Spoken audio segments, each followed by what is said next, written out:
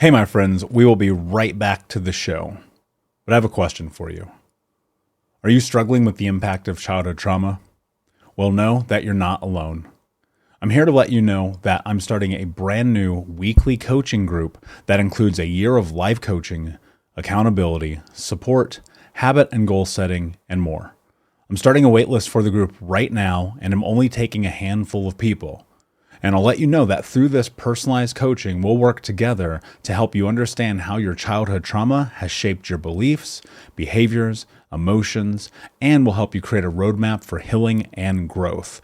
Right now, you can schedule an absolutely free coaching session with me and get put on the wait list if you go to thinkunbroken.com. My friends, it's your time to turn your trauma into triumph, breakdowns into breakthroughs, and become the hero of your own story. And I'm here to support you in doing that. Just go to thinkunbroken.com to register for a free coaching call with me and to get put on the wait list for the brand new weekly coaching program. We'll be right back to the show. But before we do, I want to tell you about today's sponsor, factormeals.com, where if you go to factormeals.com/unbroken50 and use the code unbroken50, you can get 50% off your first order. That's factormeals.com/unbroken50. If you're like me and you are a person who is busy trying to create a life, heal, work on their health, wealth, and relationships, and not to mention deal with the day-to-days of normal life, you do not have time to be going to the grocery store and trying to figure out what you're going to cook every single day of the week. In fact, one time I did the math and I realized I was spending over 15 hours a week at the grocery store and cooking. When I added Factor, I got to use that time for myself, for my family, for my friends, for my community, and for my business. And so if you're in the place where you need some more support in the kitchen, head to factormeals.com/unbroken50 and use the code unbroken50 to get 50% off. Hey, my friends, we will be right back to the show. But I have a question for you. Are you struggling with the impact of childhood trauma? Well, know that you're not alone. I'm here to let you know that I'm starting a brand new weekly coaching group that includes a year of life coaching, accountability, support, habit and goal setting, and more. I'm starting a waitlist for the group right now, and I'm only taking a handful of people. And I'll let you know that through this personalized coaching, we'll work together to help you understand how your childhood trauma has shaped your beliefs, behaviors, emotions, and will help you create a roadmap for healing and growth. Right now, you can schedule an absolutely free coaching session with me and get put on the wait list if you go to thinkunbroken.com. My friends, it's your time to turn your trauma into triumph, breakdowns into breakthroughs, and become the hero of your own story. And I'm here to support you in doing that. Just go to thinkunbroken.com to register for a free coaching call with me and to get put on the wait list for the brand new weekly coaching program.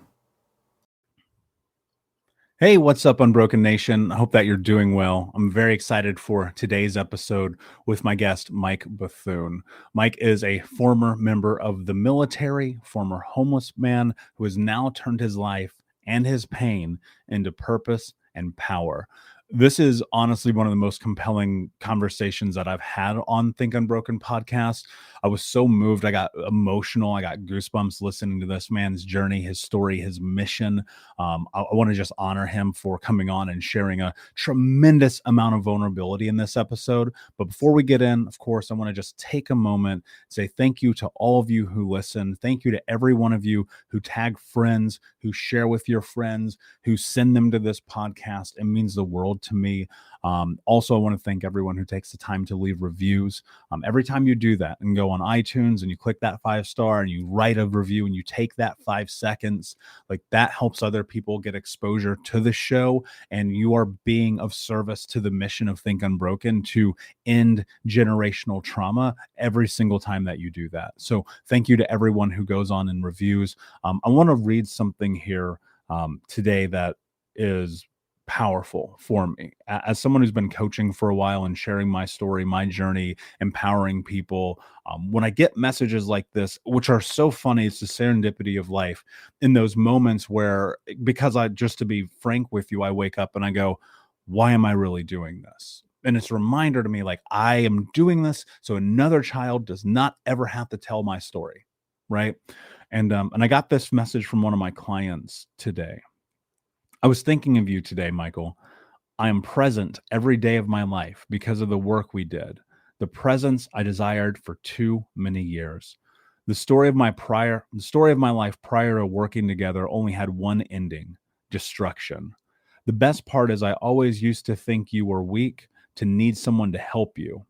Oh boy, I was so damn fucking wrong. Doing it by myself landed me into drunken weekends, sleeping my life away hungover, and not showing up for my family, my beautiful wife, and so much more. I am now also a father to the most beautiful son. My childhood was stolen from me, and I will not allow that for my child. I am blessed to have worked with you, and I'm so thankful I decided to step out of my comfort zone. That's why I do this, because I know, like, I don't know anything special. Like, the tools, the things that I've been able to do to transform my life, those have come through hard work. Those have come through having mentors in front of me, and to be able to give those same tools to people like this client whose testimonial I just shared with you are the reasons I do it, because I know that now his child, and you heard it from what he wrote, will not have a life like what he had growing up. And that matters. That's a part of this mission. So if you're in this place in your life and you're like, I need to go to what's next, join us, be a part of the Unbroken Nation, take the step of being uncomfortable to create massive change in your life. Like, transformation is a decision away. And you can check out more information on that. Just go to coaching.thinkunbroken.com. That's coaching.thinkunbroken.com. And you're going to hear so much about choices and the decisions we make in the conversation that I'm about to have with Michael that we are going to share with you, because it is those choices and those decisions that will allow you to turn your pain into purpose and power. So without any further ado, my friends, Michael Bethune. What's up, Unbroken Nation? Hello, my friends. I'm Michael Unbroken, host of the Think Unbroken Podcast and founder of ThinkUnbroken.com. And I'm honored to be your trauma coach and mentor, because I believe that everyone is capable of getting unstuck, cultivating self-love, and becoming the hero of their own story. I believe that when implemented correctly, the practical tools and education you will receive from this show will help you lead an unbroken and extraordinary life. I believe that no matter what we come from, that we all have the ability to choose ourselves first, to create and manifest a powerful and grace-filled future, and love the reflection in the mirror. I believe that every day is a day to grow, learn, heal, and change. That's why I started my company, ThinkUnbroken.com, which is an online training and healing and personal growth platform where you get everything that I know about how to get motivated, be accountable, get out of the vortex, and become the hero of your own story through community, connection, and commitment. For more information, visit thinkunbroken.com. Please listen closely, as you may learn just one thing that will help you be unbroken. And please share this episode with at least 3 of your friends, because we all need community and connection in our healing journey. And be sure to DM me and tag me on Instagram at Michael Unbroken so that I can say hi. I just want to thank you again for being a part of this, for listening, and being a member of the Unbroken Nation. Now, let's get into today's show and make the world unbroken.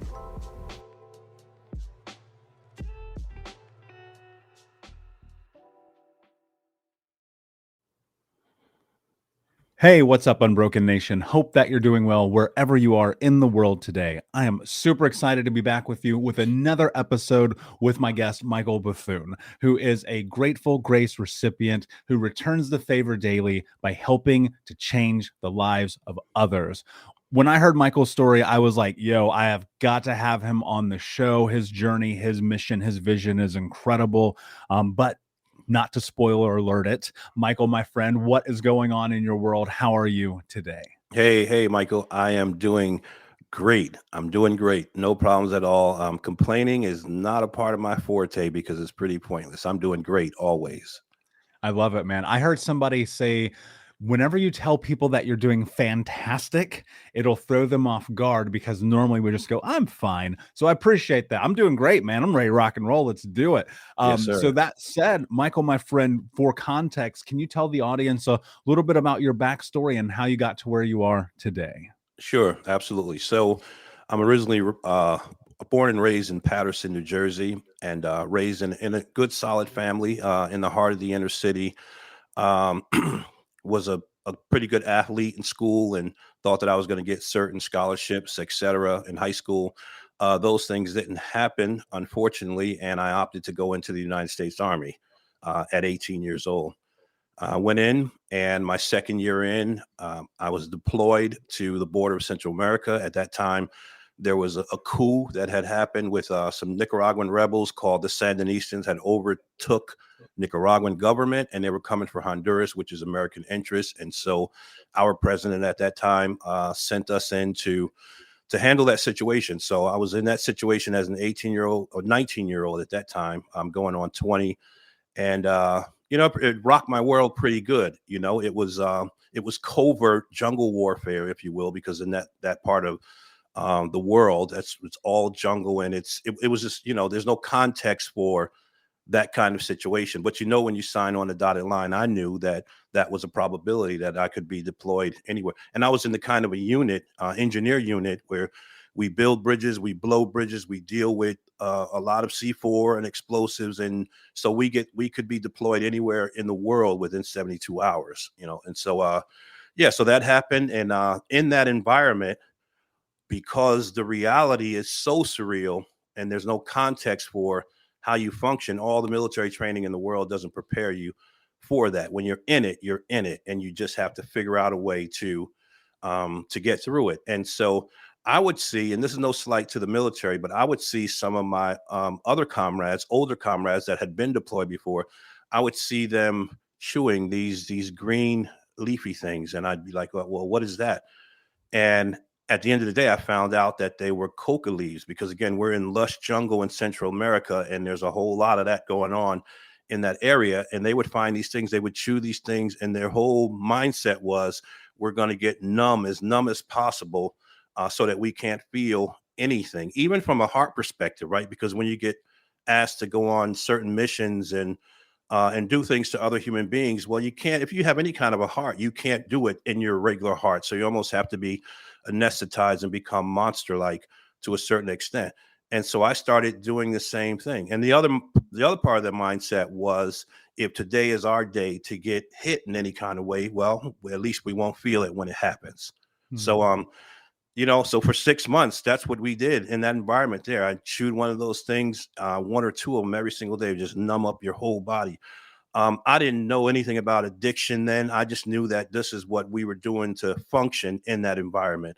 And when I came out of it, I didn't get out the military, but when I came out of it, I knew that I was a different person and something had happened. So I obviously developed an addiction to cocaine because of the coca leaves, and came back stateside, continued on in the military, continued to rise up the ranks and thrive in the military. But I had this other secret side that was going on, because now I was still, this addiction thing was calling me, and somebody explained to me that what you were chewing was a coca leaf, and this is what it makes cocaine, right? So people showed me where that was, and here I am rising up the ranks even as an army sergeant, and now this was my secret life. So I was caught up in that vortex. I didn't want to be, but I really didn't know exactly what was going on with me at that time. I also had a psychological thing going on, because I would get really depressed when I started thinking about some of the things that we went through. And in the unit I was in, you couldn't show weaknesses, because it was a hardcore unit. You couldn't show weaknesses. So here I am with this stuff going on in my head from our experience over in Central America. And I got this other whammy on me now with this addiction thing. But I'm also rising up the ranks, and somebody that younger troops are looking up to. So I was kind of stuck and suffering in silence. And I did that for a few more years, even until I eventually got out of the military. And when I got out of the military, my mindset was, I'm going to go back home to New Jersey. I'm going to get some help from the VA hospital, Veterans Hospital, and address this whole addiction issue. And then I'm going to become a New Jersey State Trooper. that was my mindset. My dad had a friend who was a captain and was a recruiter, quote unquote, minority recruiter, and so he was hot on my trail because I fit the bill, the size, height, training, all that good stuff. And that's what I thought I was going to be doing. But that addiction took over me when I got back home. And I didn't tell my mom and dad what was going on. I didn't tell anybody who loved me what was going on, because the reality is that I didn't know completely what was happening with me. I didn't. So I suffered in silence, and I eventually ended up homeless because I didn't want to bring that unpredictable kind of spontaneous stuff that was happening in my head around my parents and my loved ones. So I used my military training and kind of became nomadic and was in the streets, man. And when I tell you suffering in silence, Michael, suffering in silence every day, I knew I had so much more potential, but I was stuck in that situation.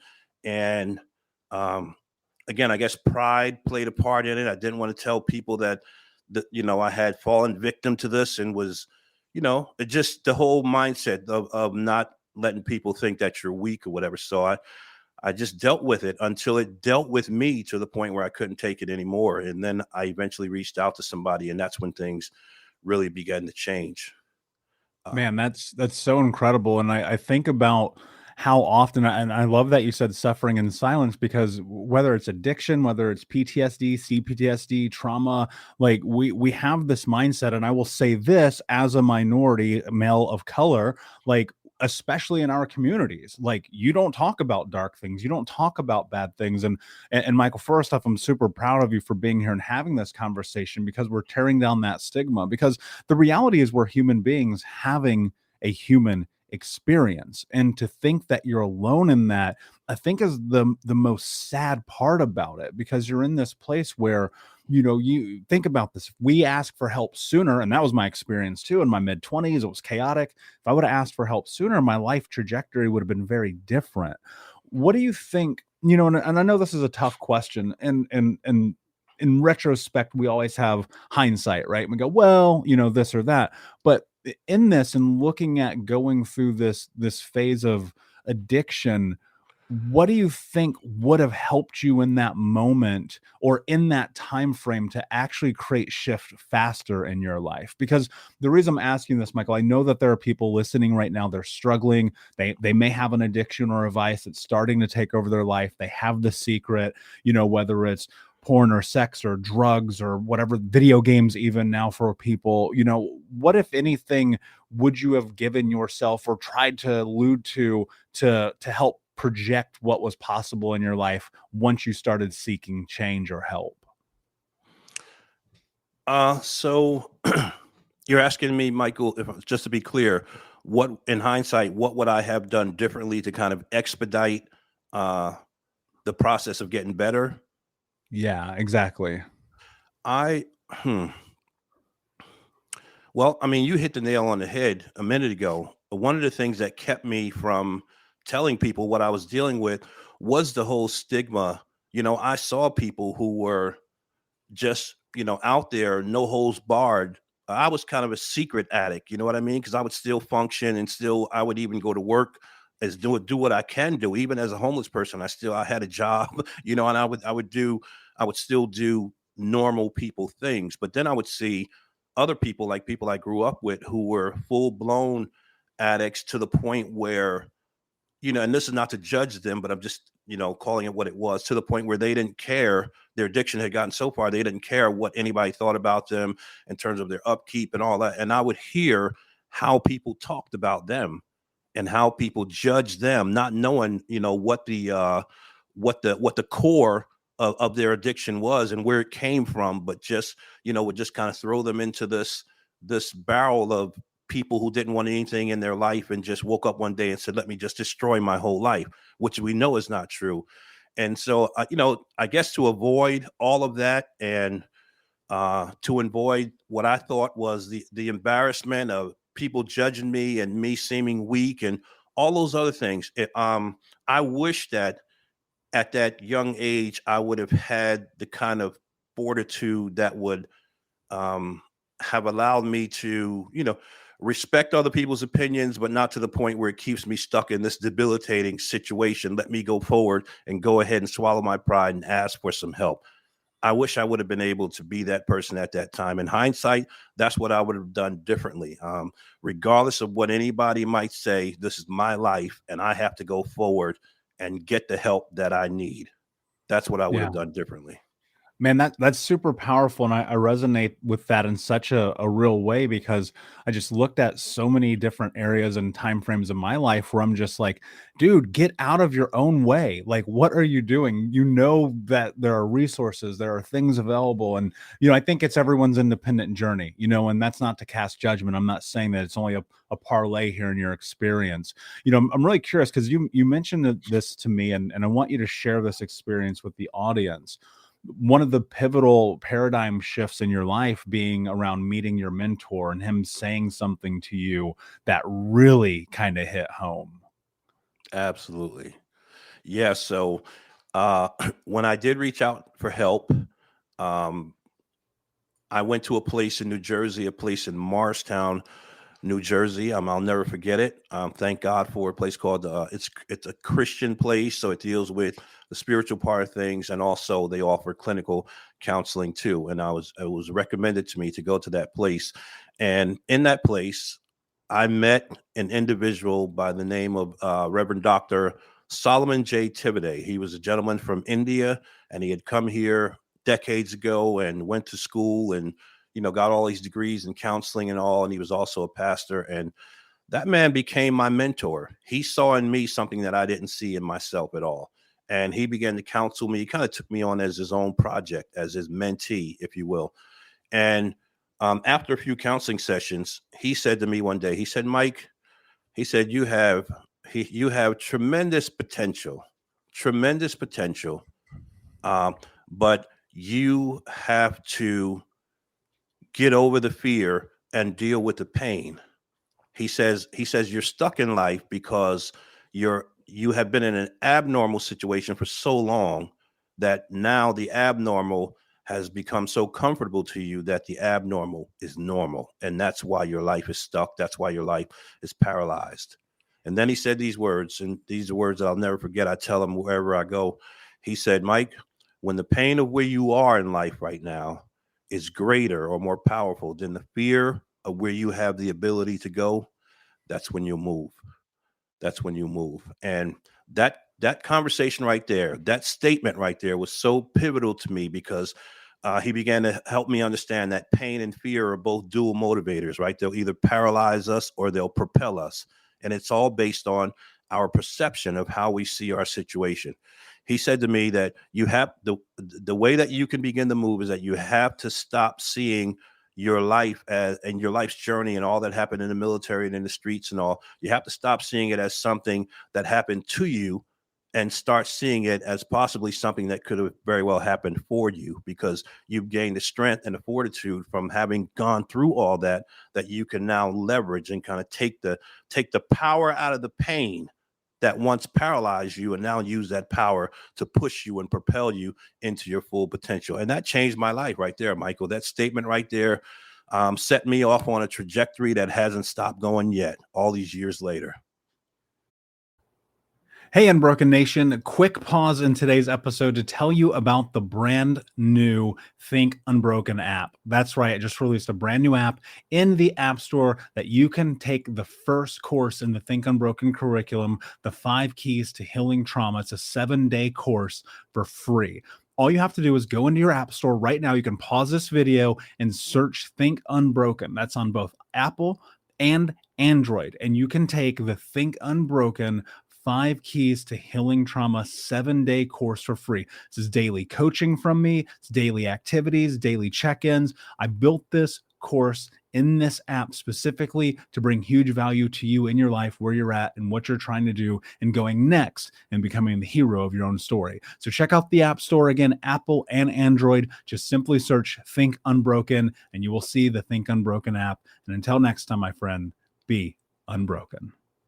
Man, that's so beautiful and profound. And here's what I think is very interesting. What was happening in your life in that moment that allowed you to accept that? Because I think one of the really difficult parts of the human experience is coming back to that thing about pride and us being like, I don't need that right now. I'll figure this out. What happened for you that allowed you to take that in, to accept it, to acknowledge it, and then to do something about it? Because I think it's one thing to hear something, and it's a whole other thing to let it impact and change your life. Yeah. Well, I knew with absolute certainty that this man was put in my life by God. I have to use that terminology. I believe that 1,000%. And just his wisdom. I mean, thank God for my earthly dad who's still on this side of life at 83 years old, still chugging along, going strong. Thank God for him. And he gave me everything he could. He taught me everything he could. And I'll forever appreciate him for that. But this man here was somebody who had a different skill set, that was able to bring out of me a level of potential that nobody else was capable of doing up until that point in my life. And I knew this, and I knew he had my best interest at hand. I knew that I wasn't just another one of his counseling subjects that he was doing a test case on, that he really had a vested interest in seeing my potential come forward. And because he believed in me so much, his belief in me started having me believe more in myself as well. I kind of rode his belief until I began to say, you know what, I really, maybe I am this guy that he's saying I have the potential to be. So that just sparked something else in me. What allowed me to accept all the information that he was giving me was because I had gotten to a place in life where I realized that I've always thought that I was a good thinker. I still believe that way, with humility, coupled with humility. Um, but at that point, I knew that what I was dealing with was beyond my intellectual capability to figure my way out of this problem. I needed people that had other expertise, and and could show me the way out, to show me how to think about what it is that I'm dealing with, and how to get victory out of it. And then to the other point in your question, uh, in terms of taking action, once I had this truth and this new normal that I was beginning to operate in, the fire was lit. There was no stopping me then. Nothing was in the same way that addiction would call me. I converted that energy, in the right direction, and just started taking off from there. I knew he was telling me the right thing. And because I was getting results from implementing some of the smaller things that he was telling me early on.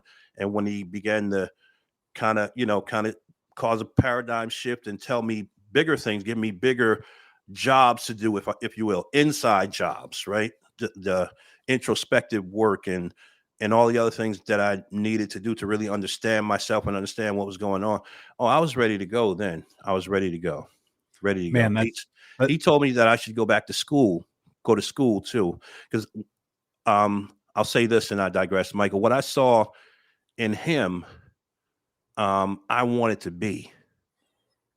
I wanted to be. And I wanted to help people just like him. He was just the perfect role model. And so I started out on that path and haven't stopped going since.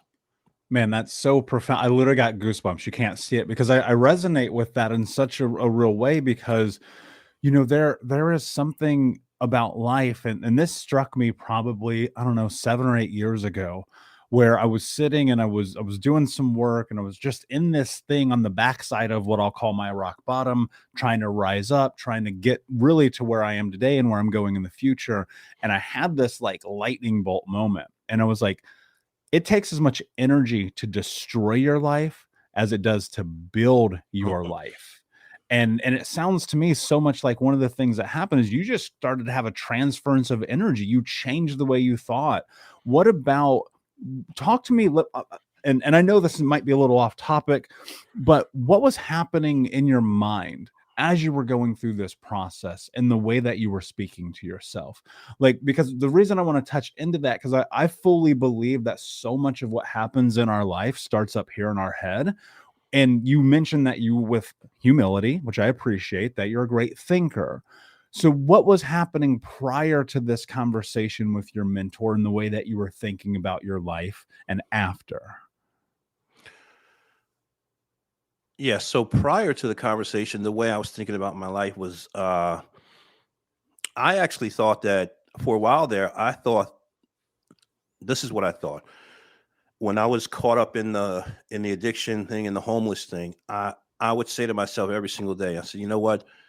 There's one or two things in terms of how this is going to end up. It's going to end up one or two ways. Either something's going to happen, I'm going to end up dying in this madness, or if by the grace of God I get a chance to get out of it, I'm going to be somebody who's going to make a real difference in the lives of other people for the rest of my life. I'm going to use this pain that I'm going through now to make a real difference in my own life first, and then in the lives of other people. That's the way I thought when I was in the situation itself.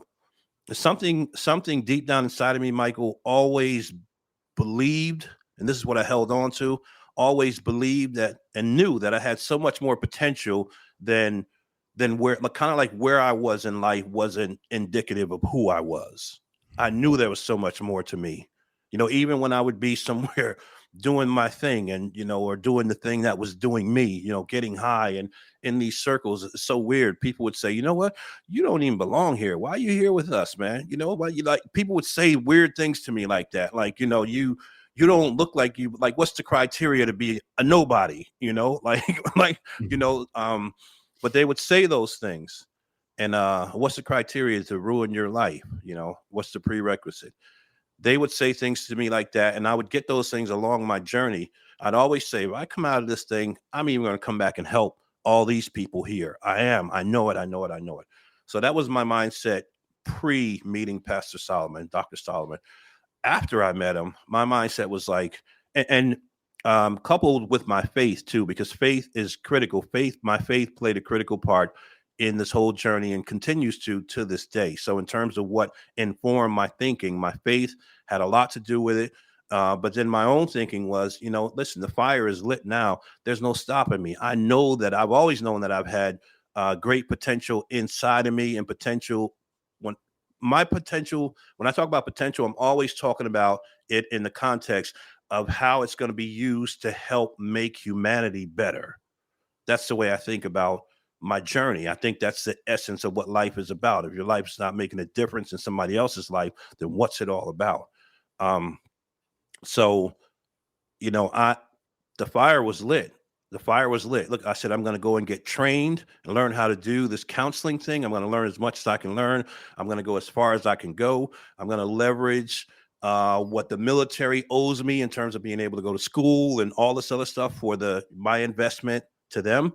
And and Dr. Solomon helped with all that. Even the facility where I met Dr. Solomon, they also helped, and I worked there for a while, and was able to go to school and all of that, man. So my mindset changed completely. My mindset, to boil it down, my mindset after meeting Dr. Solomon was, anything is possible now. There's nothing stopping me from reaching my full God-given potential.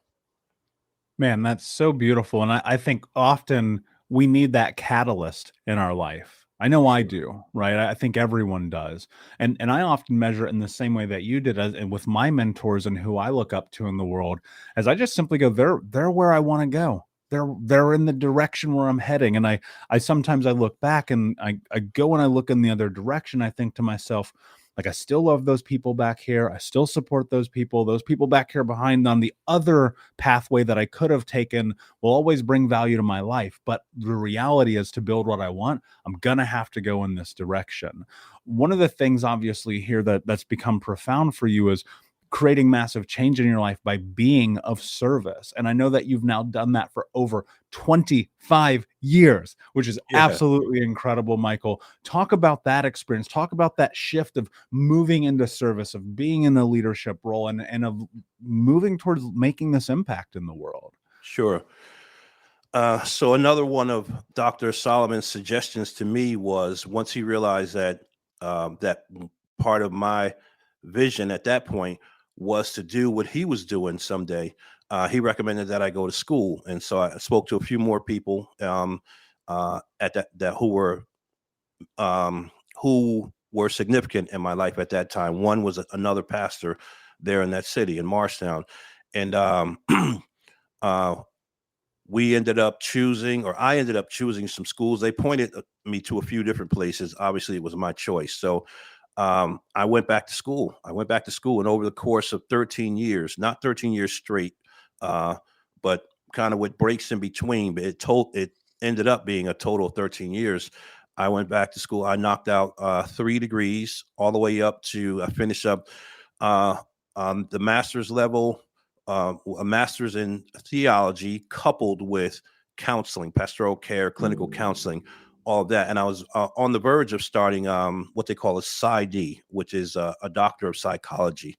It's a yeah, not the PhD, but it's a doctor of psychology because the specialty is specifically in psychology and clinical counseling. So it's a PsyD, and I was on the verge of starting that, but I didn't continue with it because something happened in my life. Somebody significant in my life at that time ended up getting really sick, and I had to be there for that person to, just to, because they were there for me too when I started my journey of getting better. So I had to be there for them, and so I didn't finish that, and I haven't gone back to do it. I don't have a need to do it now at this point and at this stage. But while I was in the process of getting those degrees, I started working in different organizations. Right, I started submitting resumes to different organizations, and I ended up working in the high leadership, directing a couple programs, helping to develop different programs that help people that are stuck in life and after having dealt with different adverse situations. I worked with one organization for 8 years that works with homeless youth that have aged out of foster care, and homeless youth, 18 to 22-year-olds. They hit 18 years old, they don't get adopted. They're given a state check, a monthly check, and kind of let go to the streets and told to fend for themselves. And a lot of people don't know that that group right there represents the second largest wave of homeless people in the United States, only second to veterans coming back from war and deployment. So I worked with them for years. I've worked in battered women's shelters. I've worked in uh, um, detoxes and clinics for people trying to get help with addiction, et cetera. I've done all of that, and it all fits right into the stream of the things that Dr. Solomon trained me. I mean, I don't think I've said much of anything different to the probably thousands of people that I've worked with over those years. It all comes back to the root of how Dr. Solomon worked with me and the level of compassion that he put into his work as well for humanity that find themselves in a difficult state. So I've done that for years and years and years, and it's what I love to do. It's one of those reciprocal things, you like the only way, I believe the only way you stay well is by helping other people stay well. I think it's intrinsically connected. Even what we do right here and helping people, it's still all connected to the journey in some way or another. So that's who I am in a nutshell. That's what I've done over all these years in the New York and New Jersey area, in the Northeast. But I've also been able to travel different places and speak, and a couple more things too. Yeah. Man, that's really beautiful because I think I'm right in alignment with you. That's the whole purpose of doing the show, of creating Think Unbroken, of leading the way that I do, because I found that being of service is literally the only thing that pulled me out of like the darkness of my life, and being able to share the stories and the journeys and the mission of people like you is just, it's so empowering for me personally, but also I know for the people listening. And I always think about this: if you're in this place in your life where you're miserable, where it's dark, like, go be of service. Go. Yeah. I dare you to stop thinking about yourself for 5 minutes and go be of service to someone else, and your life will be profoundly different. But to your point earlier, if I come back a little bit, Mhm. I think that we get to this place where we get paralyzed by this idea of our new normal, right? And people are stuck in this pain of their current reality. How do people start to transform that in the way that you did, from pain into power and into purpose?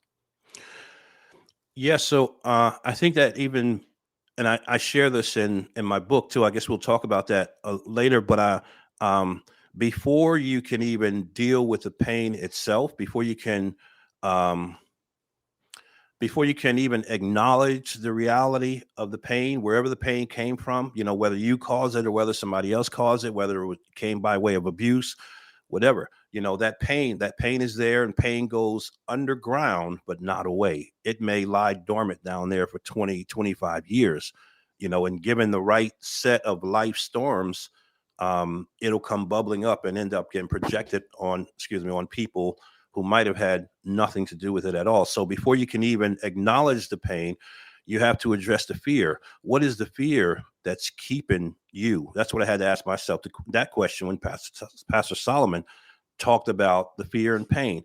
What is the fear? What was I afraid of? What was I afraid of? Well, that new normal, that new normal had become so comfortable to me that I was afraid of who I would be without the comfort of those vices that, as crazy as it was and as wrecked as my life was, at least that was a wrecked life that I knew and that I could control. So the fear was, who am I going to be? If you're telling me to give all this stuff up here, I know I have this potential in me, but it's a scary thing. Who am I going to be on the other side of this change? What's my comfort blanket that I'm going to have to hold on to on the other side of this change? So the fear has to be addressed first before you can even get to really acknowledging the pain and getting to the core of the pain. And then another part of that process, Michael, is abandoning all the excuses. I used them all for a while until I met Dr. Solomon. And we again, whether or not we cause the pain, to a certain extent, it becomes irrelevant as it relates to moving forward in life. Okay, whether it happened to you, and not to minimize anybody's pain, but whether it happened to you or whether you cause it yourself, the only way to start moving forward from it is to acknowledge that it is there, that it is real, that it does hurt like heck, that it has ruined my life, that it has paralyzed my forward progress, and that it has kept me from getting to the potential that I know I have, and taking action to move forward. Acknowledging it is the first step. And after you acknowledge it, then abandoning the excuses. Yeah, it could be Uncle so and so may have did some horrific stuff, and that's a terrible thing. But if it happened, it's already happened. It's already past tense. So we have to make a choice. We have to make a choice as to whether or not we're going to hold on to um, the comfort, the weird comfort that's in that pain because it's the only thing we know, or whether we're going to step out there and take a risk knowing that we have more potential down on the inside. That's the beginning right there. Abandoning those excuses, admit the truth. I had to admit the truth to myself. Mike, you made the choice. Nobody put a gun to my head and made me chew that coca leaf. I mean, in my external stimuli had something to do with it. The people I was around in the culture of what we did in the military at that time. But at the end of the day, I made that choice. So I had to admit that truth, that one choice led to a whole lot of other things. I'm not talking about the PTSD that came with that. Was beyond my choice. I was put in that environment. But I did make some choices in the process too that I had to acknowledge, I had to admit, and I had to stop making excuses for before I could get any real help. If you need help with pain or anxiety, let me tell you about one of my favorite tools. It's NW Recovery CBD oil. You may know that, and I've mentioned this before, I have chronic pain and massive anxiety, and CBD oil has been such a profound tool in my journey. Recently, NW Recovery came out with their key lime flavored CBD oil that is non-psychotropic. It is non-psychoactive. And for a person like me who has a panic attack, if I touch THC, this is the perfect combination of delicious key lime and CBD. Something I literally do not leave home without. For more information, you can go to nw-recovery.com and use the keyword unbroken to save 20% on your first order. Again, go to nw-recovery.com, keyword unbroken and have CBD change your life. For people who are in that place where they're hearing this and they're like, yes, I understand that I've had these experiences happen, whether I did them or they happened to me. Mhm. And I understand what you're saying, and I'm lost in the practicality of it, right? What I mean by that, Michael, is like when you're in this place and you're starting to have this acknowledgement, you're starting to look at the possibility of facing what's next in your life, Mhm. but fear has kept you crippled because you've accepted that that is your reality. How do you really transform or transition into looking at life from the scope of what do I need to do to actually take control of my life? Because I think most people hear things like this and Mhm. they get trapped because they don't ever have like a first step. And while you can look at acknowledgement and things like that, is it getting a coach? Is it getting a mentor? Is it going to like what is it really in a practical sense that someone can do when they're in this place, they're hearing this and they're just like, I just don't really know what to do. Yeah, I got you. I got you. So I think the first step, the first very practical step is um, number one, fully believing that you're ready to make this step. And then the second thing is finding somebody that you can confide in to share what it is that what it is that you're thinking. And this doesn't have to be the person that's going to take you all the way like Dr. Solomon did with me. This could be this could be the person that will just be a compassionate listening ear for you to cathart and even get it out of your system and put it into the atmosphere. So because you may have not told anybody any of the things that you've gone through throughout your life, or all the painful things that have kept you stuck. You probably have been suffering in silence for a long time. So the first step is making up your mind that you're ready to take the step. And then the second step in terms of practicality is finding somebody you can talk to, finding somebody you can confide in, finding somebody that you can share um, the truth of the gist of your story. That right there is going to bring all kinds of breakthrough for you, because you'll hear yourself tell it for the first time. And there's a liberation is in just being able to tell it yourself. So I think that's where you begin. Yeah, and I agree. I think that's such a beautiful way to start into it, because I have found like the more, to your point, which I love that you said this, like the darkness, these secrets, they get buried underground. And when you bring them to light, they can't help but be in light. The darkness starts to go away. And I'm not saying it's going to happen overnight, because I think you'll agree with me that I don't believe that's how life works. But on a Sure. long enough timeline, you'll find that those things do transform. Those pains do turn into power. And that doesn't mean you have to be a speaker or write books or do any of those things. Maybe it just means being okay with the reflection in the mirror, loving yourself, showing up for your family, for your kids, for your community, for your church or your neighbors, or whatever it is that you need to be of service in your life. Michael, I know that you've written quite a few books, and one particularly struck me and hit me really close to home, and that was 8 Steps to Getting Unstuck in Life. And I'd love if you just take a moment and talk about that book and why you decided to write that. Yeah. So, hmm, uh, July 14th, 2014, one of my brothers, there's five brothers. There was five. Now there's four in this physical realm, one in the spiritual realm now. And my brother Ron, who was only 15, 16 months older than me, took his own life. He took his own life. Life kind of fell apart for him. Lost the best job he ever had, and then his marriage fell apart a few months after that. Don't know if the two are connected or not. It's a mute point at this point. But uh, and then he began to spiral out of control in this deep depression. And yeah, on July 14th, he in Raleigh, North Carolina, he drove into a parking lot and had a loaded weapon and ended his life. And you talk about a new normal. Well, up until that point, no, our family was in terms of the family circle, it hadn't been broken. I said mom and dad are still in their 80s now, so everybody's here. And so that happened. That thrusted everybody into a really, really, really crazy place. Again, no reference point for something like that. Just like war, There's no reference point for what you do after a loved one takes their own life. You begin to move into this new normal after the bereavement period. You begin to adjust. You don't ever get over it, but you do find a way to get through it and to get on with life.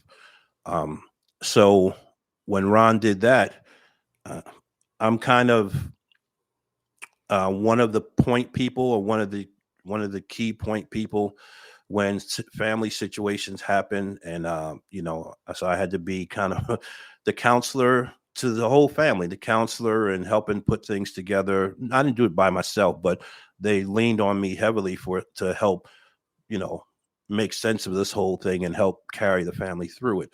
So I had to go into performance mode, Michael. I mean, I had to check my emotions at the door as much as realistically possible, and go into performance mode to take care of mom and dad, and all the way to helping set up the funeral, and you name it. I mean, down to speaking at the funeral. And uh, so after that, all of that was over with, and people are, a couple of months later, people are going back to go not back to, but now adjusting to their new normal. That's when all the emotions of it hit me like a ton of bricks, and took me to a really, really, really dark place. This is my brother, who I love deeply.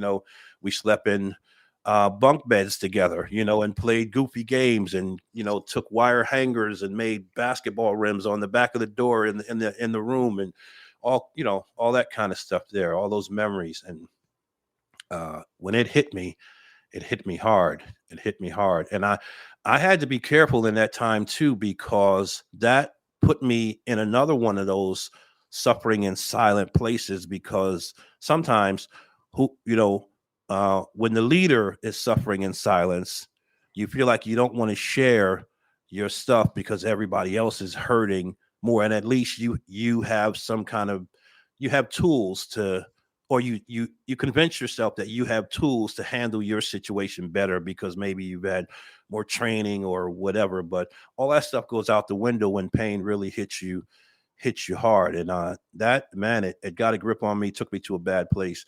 And one of the things that I do when I'm dealing with extreme life difficulty is that I write. That's part of my catharsis. I write. And as I thought about Ron's situation, I began to write. And uh hmm, yeah, I began to write. I had questions for God, questions about it all, because none of it made sense. We don't have a history of that anywhere in the lineage. It just, even in the culture itself, it just didn't make sense. And so I wrote, and all this different stuff that I was writing. I wondered if he'd have been able to do this, maybe this wouldn't happen. And what I was writing, some of what I was writing, was predicated upon things that I had heard from his colleagues that he worked with in Raleigh. When we went down there to clean out his place, I talked to people that he worked with. I talked to people from the barbershop. I talked to people from the church. And everybody said that when this thing started happening, he disconnected from his whole network. And so he was a man on an island by himself. And he talk about silent suffering, he disconnected from the people that could have encouraged him in that season, and maybe it wouldn't have ended up that way. So those are some of the things I was writing, different steps that if he would have been able to take, maybe the outcome would have been different. And when I came out of that season, months later, I realized that I had all this content now that'll never help him, but I guess as it relates to his legacy, could kind of honor him by helping a whole lot of other people. And so I converted it, and turned it into a book, and turned it into a workshop, and probably did it at close to 100 places, with any place that would open a door, nonprofit, church, who, it didn't matter, any place, because hurting people are all over the place, and you don't know who is close to the edge, sitting there with a smile on their face, but in a deep, dark place in their real life. And so I still do the workshop, as people bring me in to do it. And it's one of the ways that I honor him, and one of the ways that I help other people who are close to the edge. That's where the book Man, came from. that's so powerful, and such a beautiful testimony of your willingness to step into turning pain into power, right? And also a beautiful testimonial of vulnerability. And so thank you for that. I think one of the most You're welcome. difficult things that we have in the human experience is using and leveraging our own vulnerability to be able to impact, because I know this for certain as someone who has had an attempt on their own life. Like, that book may have been extremely practical for me when I needed it, right? And so you're doing this beautiful work, and I want to acknowledge you for that and say thank you, of course, for coming on and sharing that with this audience. Before I ask you my last question, can you tell everyone where they can find you? Yeah, you can find me all over social media at Michael Bethune or Mike Bethune. You can find me all over the place: Facebook, Instagram, LinkedIn, Twitter, and also my website is mikebethune.com. You can find me there, all those places. Awesome. And of course, we will put all of those notes and links in the show notes for you to check out. Michael, my friend, this has been absolutely phenomenal conversation. I think that you're going to bring a lot of light to people and a lot of practical tools that they can use in their life to start to find this transformation. But my last question for you, my friend, is what does it mean to you to be unbroken? What it means to me to be unbroken is to know that you plan for life, and then life happens, and life is less about what happens to you and how you handle it once it happens. You just have to find a way to take your power back from anything that threatens to rob you of your power. That's what it means to be unbroken. It's beautifully said. And I believe we all have the ability to take our power back. Michael, my friend, thank you so much for being here. Unbroken Nation, thank you for listening. Please like, subscribe, comment, share, tell a friend. And until next time, my friends, be unbroken. I'll see you.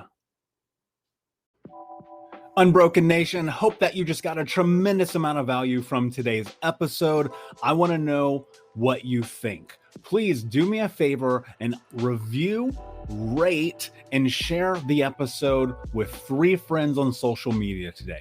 It would mean the world if you did, because ultimately at the end of the day, creating community and connection is how we heal generational trauma in the world. And I need your help to do that, Unbroken Nation. So if you're on iTunes or Spotify or wherever you are, please like, comment, share, review. I want to know not only what you like about the show, but how I can make the show better, how I can make this further about helping you on your healing journey. So do me a favor, and when you do, shoot me a screenshot of you making the review to my DM at Michael Unbroken on Instagram so that I can have a conversation with you, say hi, and more importantly, so I can share it with the Unbroken Nation.